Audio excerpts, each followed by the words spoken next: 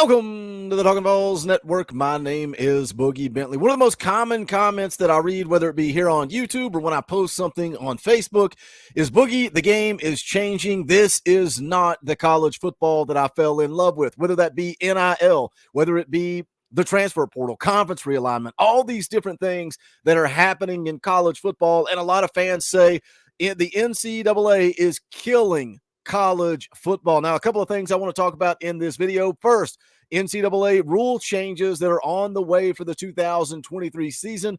And then also, most recently, the fact that the SEC is debating forfeiting games, forfeiting home games, forfeiting a win if the fan base storms the field. No fun for anybody. Let's all stop having fun. Let's all stop enjoying life. Let's all be miserable human beings, sit on our hands, watch the game, and go home. Give me a break. This is absolutely ridiculous. We're going to get into it and talk about it, but as always, you guys know what to do.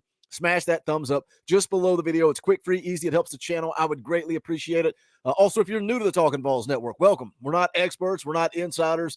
We're not even media. This channel, we're creating a community of Tennessee fans. We are for the fans, by the fans. If you like the content, make sure you subscribe. Click that bell for notifications.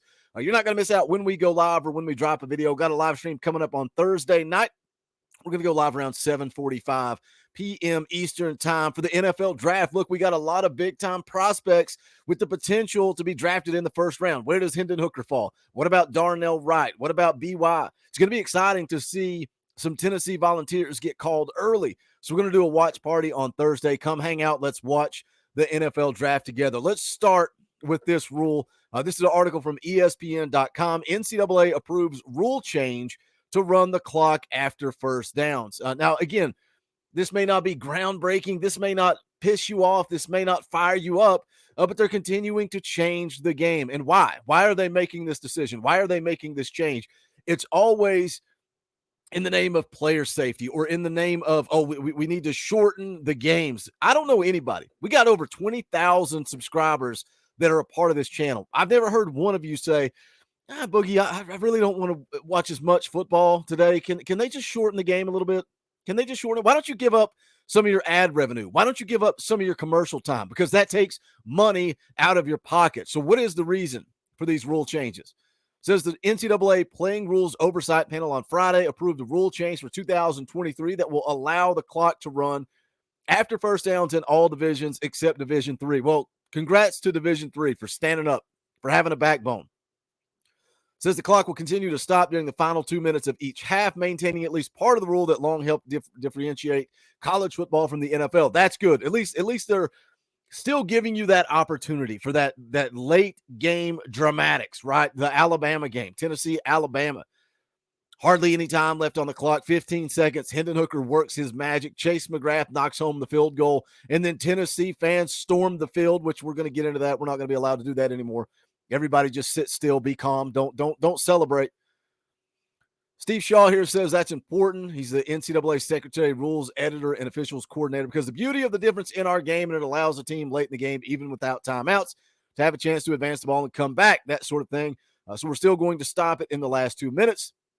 It says here the NCAA approved 2 other rules proposed in February that will modestly impact the game, time of game. Teams will now be prohibited from calling consecutive timeouts, and penalties at the end of the first and third quarter will carry over and be enforced on the first play of the next quarter. I'm not mad at that. I'm not mad at that decision.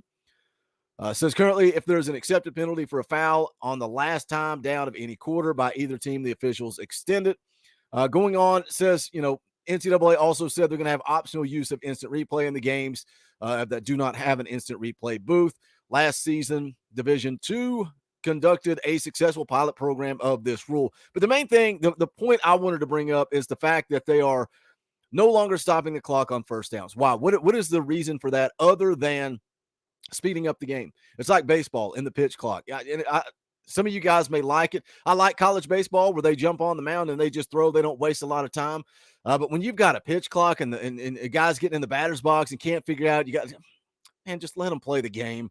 Let them play the game. The more important topic, the hot topic that I want to get into on the second half of this video is this article from Bleacher Report. SEC mulling taking away home games forfeits as field storming punishments. And of course, who would be right here front and center? You guys know Nelson and Jackson. I talk about him all the time. He's on Twitter. I saw that he tweeted out an article about this and said, it's all fine. There's no problem with storming the field, tearing down goalposts, and celebrating until the VAWLS do it. Then it becomes a problem, and we have to make a change. Now, the article here says the SEC fines schools when fans storm the field or court after notable wins, but is reportedly considering a more drastic approach to discourage students from doing so in the future. Nobody's allowed to have fun anymore. Why does everybody has to be miserable human beings? They have to be like Georgia fans, ugly, disgusting, miserable human beings. Says Pat Ford of Sports Illustrated reported the SEC is considering a proposal that would strip a school of its next home game against the same opponent if just played if the fans stormed the field. If such a rule was already in place, Tennessee would lose its home game against Alabama in 2024 because its fans stormed the field after its 2022 win. This is absolute insanity. This is nonsense. It's ridiculous. This is coming from the same body, the NCAA, the SEC. They're in the name of protecting the players, right? They talk about recruiting violations and all the stuff with Jeremy Pruitt. They say, we're not going to penalize the kids that, this didn't have anything to do with. These kids that are on this football team right now, most of those guys had nothing to do with the Jeremy Pruitt era. They had nothing to do with the McDonald's bags, the Chick-fil-A bags, the $60,000 with Jeremy Pruitt, his wife, his babysitter, whoever else he had involved. These players had nothing to do with it. So we're going to punish them for that. On the flip side of that, we're talking about storming the field. That's not the player's decision. That's not the coach's decision. The fans in the stands made the decision to storm the field, celebrate the first win over Alabama in 15 years, and you're talking about you want to forfeit a game in 2024 because of that. How many kids now again, this is all up in the air, but it's saying if this rule was in place, Tennessee would be forfeiting next year's home game against Alabama. How many of those kids weren't even on the field that night? It makes no sense that you're going to penalize kids in 2024 for the actions of a fan base. Get out of here. I don't see any way possible the SEC can make this a thing.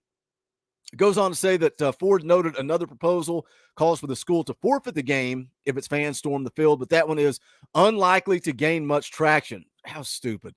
How absolutely ridiculous is this? Tennessee's 52-49 victory over Alabama was one of the most memorable results of the 2022 season.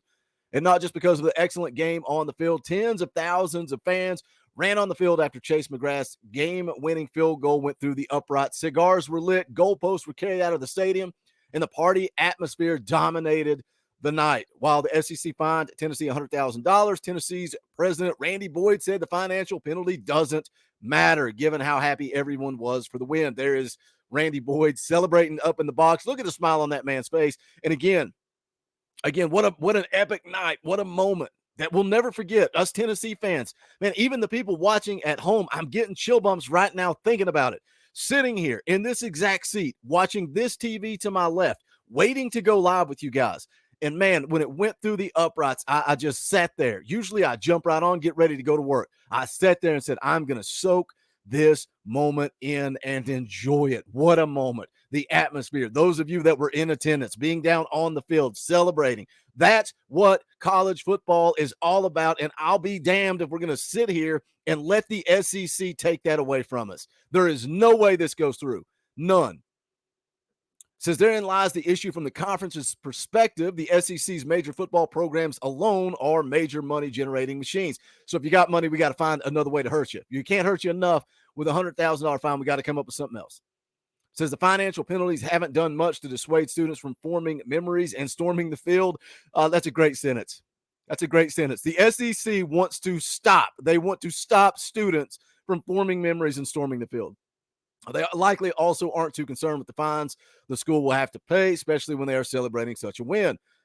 Dan Wetzel of Yahoo Sports says the only way to stop the fans is to stop them from even considering it. We don't have enough police or security to prevent it once they get moving. Perhaps the possibility of losing a home game in the future will stop the fans for considering it. What an absolute joke. The SEC is a freaking joke. There's no way this should go through. Why are you trying to, again, punish a football team because their fans are celebrating the biggest win the program has had in 15 15 years. Hit the comment section. Let me know your thoughts. I know where you guys are going to be at on this one. Just an absolute joke. Wanted to get your opinion on the rule change with the clock.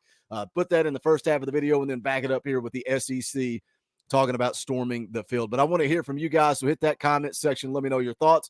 As always, make sure you smash the thumbs up on the way out the door. Go check out the official merchandise of the Talkin' VAWLS Network. Go to bonfire.com/store/Talkin' VAWLS. Also, if you want to support this channel, if you like what we do, you like the videos, the live streams, the content, you can support this channel by hitting the join button down below. It's just $1 a month.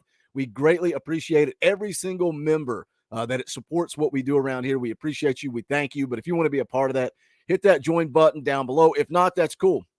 Smash the thumbs up. Get in that comment section. Let's talk a little Tennessee football, because this is the Talkin' VAWLS Network. My name is Boogie Bentley. Go Big Orange.